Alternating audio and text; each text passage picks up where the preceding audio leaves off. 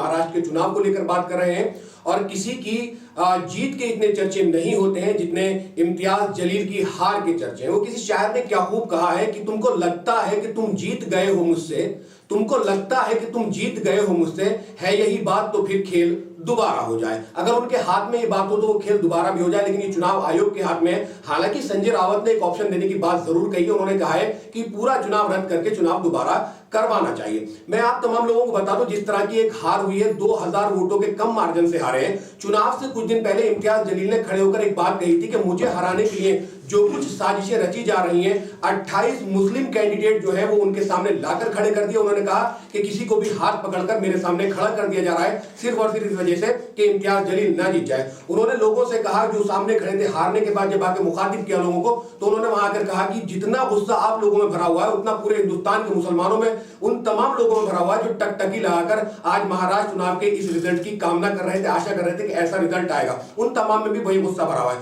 उन्होंने आगे कहा कि मैं 1000 दुश्मन, वो सलाउद्दीन अयूबी ने कहा है कि 1000 दुश्मनों से लड़ सकता हूं, लेकिन अपनी सफों में मौजूद जो लोग हैं, गद्दार हैं, उनसे नहीं लड़ सकता। आखिर इम्तियाज जलील जो है वो किसकी ओर इशारा कर रहे हैं? और एक बात और बता दूं मैं आपको कि ये 28 मुसलमान जो इम्तियाज जलील के सामने लड़ रहे थे, ये सिर्फ और सिर्फ उनकी टांग खींचने के लिए लड़ रहे थे। लेकिन जिस तरह से परफॉर्मेंस रहा है, जिस तरह से लोगों ने उनको प्यार दिया है, वोट दिया है, वो कहीं ना कहीं ये दर्शाता है कि इम्तियाज जलील की जो वो फेमस है, जो उन्होंने काम किया है, तो आवाम उनसे खुश थी और उन्होंने उनको वोट दिया है। मेरे साथ शम्स तबरेज खासमी साहब मौजूद है। मैं जानने की कोशिश करूंगा सर, जिस तरह से ये हार हुई है और पूरी सोशल मीडिया पर आज तांता लगा हुआ है, लगातार जो है बहुत बातें की जा रही हैं। सज्जाद नोमानी साहब को लेकर बात हो रही है, समाजवादी पार्टी के उस कैंडिडेट को लेकर बात हो रही है जिसने 5 या 6000 वोट वहां पर हासिल किए हैं और हार का मार्जिन जो है वो 2000 है। अगर समाजवादी पार्टी का कैंडिडेट नहीं होता तो ये वोट कहीं ना कहीं इम्तियाज जलील के पास ही जाने वाले थे। तो हार का सबसे बड़ा कारण एक तो यही है। तो क्या कुछ कहना चाहेंगे? उन्होंने सलाउद्दीन अयूबी को बीच में पूरे महाराष्ट्र के बारे में बातचीत करेंगे इम्तियाज जलील साहब के साथ साथ के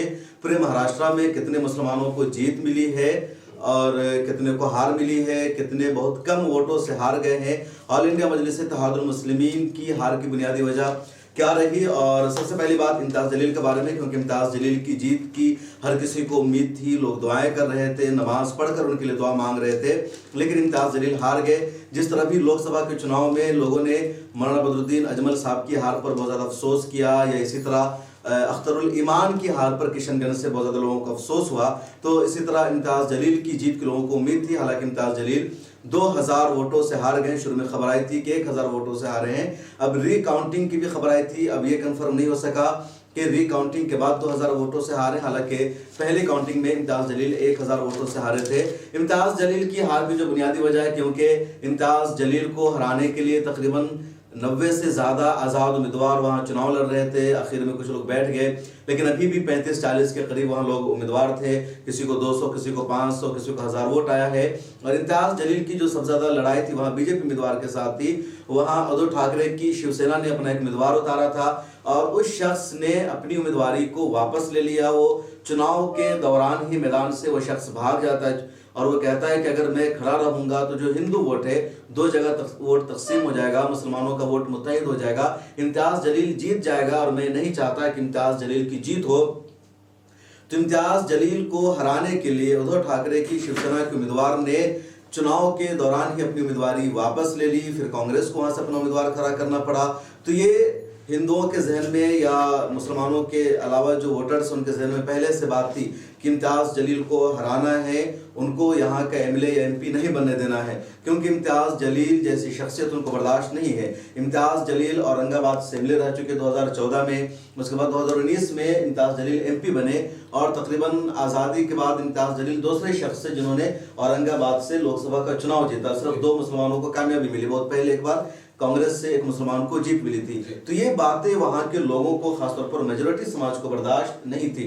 अब इस मरतबा जब इम्तियाज जलील चुनावी मैदान में आते हैं तो उनको हराने की पूरी प्लानिंग की गई और खुद समाजवादी पार्टी ने भी उनको हराने की पूरी प्लानिंग की, क्योंकि एक जो बड़ा हिंदुस्तान में मुस्लिम रहनुमाओं के दरमियान लड़ाई हो रही है मुस्लिम लीडर बनने की, कि हम मुसलमानों के रहनुमा हैं तो हम मुसलमानों के रहनुमा हैं, और इसमें कई लोग अपने आप को मुसलमानों के रहनुमा बनना चाहते हैं और उन सबको एलर्जी है असदुद्दीन ओवैसी से, क्योंकि इन लोगों को लगता है कि असदुद्दीन ओवैसी मुसलमानों के रहनुमा बनते जा रहे हैं, मुसलमानों के लीडर बन रहे हैं और उनको कैसे हमें पीछे हटाना है, खुद वो जगह लेनी है। असदुद्दीन ओवैसी का जो मौजूदा मकाम व मर्तबा है वो जिस तरह मुसलमानों के इस वक्त लीडर माने जा रहे हैं, मुसलमानों के मुद्दों पर आवाज़ उठाते हैं, जब भी भारत में मुसलमानों की कोई बात होती है तो लोगों की निगाहें असदुद्दीन ओवैसी की जानिब जाती है, मीडिया की निगाहें उनकी तरफ जाती है, हर मुद्दे पर वो बोलते हैं, तो कुछ लोगों को बर्दाश्त नहीं है। वो पहले उनकी वजह से थी। अब इसी तरह महाराष्ट्र में समाजवादी पार्टी के जो सदर है वो आसिम आज़मी, तो अपने आप को वो खुद मुसलमानों का रहनुमा समझते हैं, मुसलमानों का कायद और लीडर समझते हैं, मुसलमानों की मिल्ली सरगर्मियों से हमेशा वो जुड़े रहते हैं। असदुद्दीन ओवैसी के बाद अब आसिम आज़मी की हैसियत खत्म हो गई, मुसलमानों ने उनको पूछना बंद कर दिया। और इस तरह बहुत सारे लोग हैं जो बहुत सारे स्टेट में हैं, मुसलमानों के लीडर बनते हैं, कुछ लोग कांग्रेस में, कुछ दूसरी पार्टियों में हैं, कांग्रेस के बड़े ओहदों पर फाइज हैं, लेकिन मुसलमानों के जो लीडर बने हुए थे उनकी वह हैसियत खत्म हो गई।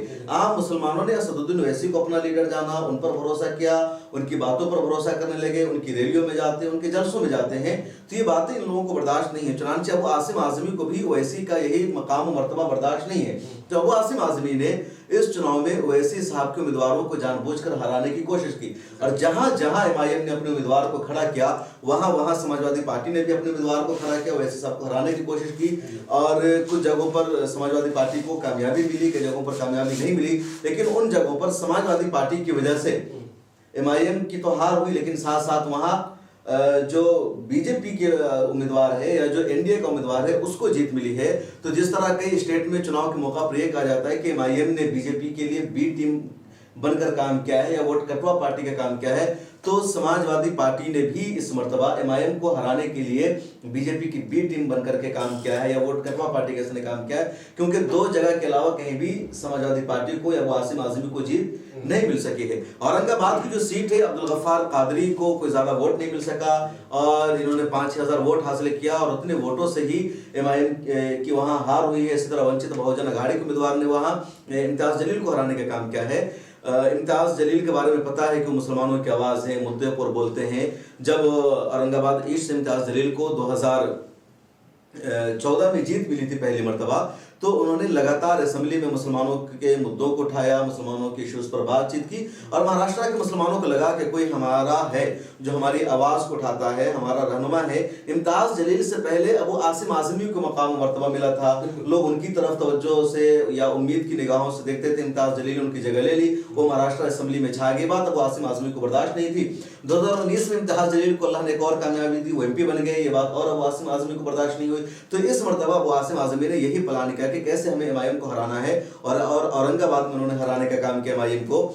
खुद मालेगांव में मुफ्ती इस्माइल कासमी साहब के खिलाफ अब आसिम आज़मी ने उम्मीदवार उतार दिया, हालांकि उस सीट पर समाजवादी पार्टी का कोई वजूद नहीं है और वहां भी मुफ्ती इस्माइल कासमी साहब समाजवादी पार्टी के उम्मीदवार की वजह से हारते हारते बचे हैं। महज 162 सीटों से उनको जीत मिली है। इसी तरह बायकल्ला की सीट पर समाजवादी पार्टी ने वारिस पठान को हराने का काम किया। समाजवादी पार्टी वहां भी जीत नहीं सकी, हराने का काम किया और बड़ी मुश्किल से वहां पर वारिस पठान को ठीक ठाक वोट आया है।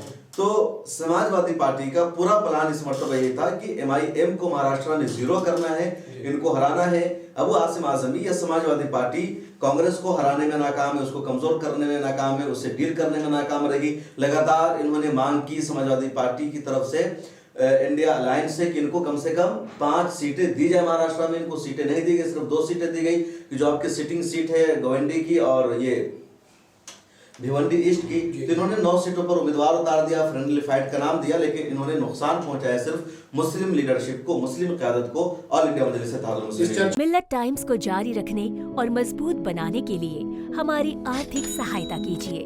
ये एक आजाद मीडिया हाउस और कमजोरों की आवाज है।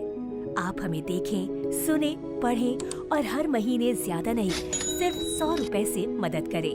डिटेल्स डिस्क्रिप्शन में मौजूद हैं।